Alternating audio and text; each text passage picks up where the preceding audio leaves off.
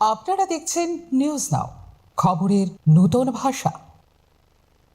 ADC নির্বাচনকে সামনে রেখে উত্তর ত্রিপুরার দশদা কাঞ্চনপুর এলাকায় তীব্রমাথা দলের উদ্যোগে অনুষ্ঠিত হয় জনসভা। সভায় উপস্থিত ছিলেন দলের সুপ্রিমো প্রদ্যোৎ কিশোর দেববর্মন। সভায় বক্তব্য রাখতে গিয়ে এবারে নির্বাচনকে কেন্দ্র করে রাজনৈতিক লড়াই স্পষ্টভাবে দুই মেরুতে বিভক্ত। একদিকে রয়েছেন রাজ্যের মুখ্যমন্ত্রী ডাক্তার মানিক সাহা, অন্যদিকে রয়েছে আপনাদের মহারাজা। এই দুইয়ের মধ্য থেকে একজনকে বেছে নিতে হবে বলে উল্লেখ করেন প্রদ্যোৎ কিশোর দেববর্মন।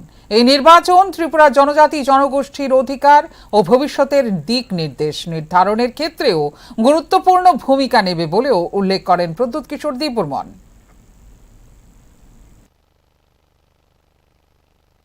এক জায়গাতে আছে আমার ত্রিপুরার মাননীয় মুখ্যমন্ত্রী doctor professor mister Manik Saha, আরেকটা জায়গা আছে বাগরা।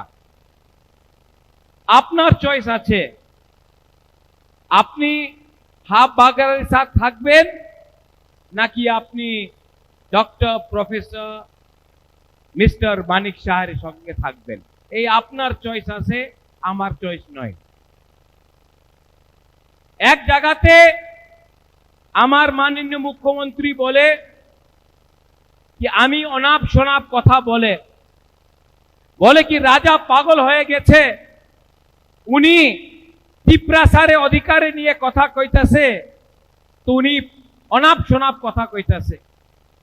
আর আমি কি বলছে, আমি বলছে কি আমার সেকলা সিকলি, আমার বাচ্চা, আমার মেয়ে ছেলের অধিকারে নিয়ে কথা বলো।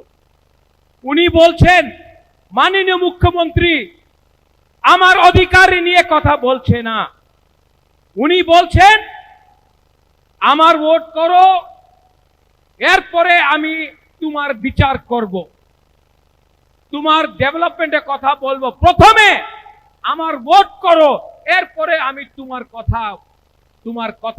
বিষয়ে বিচার করব।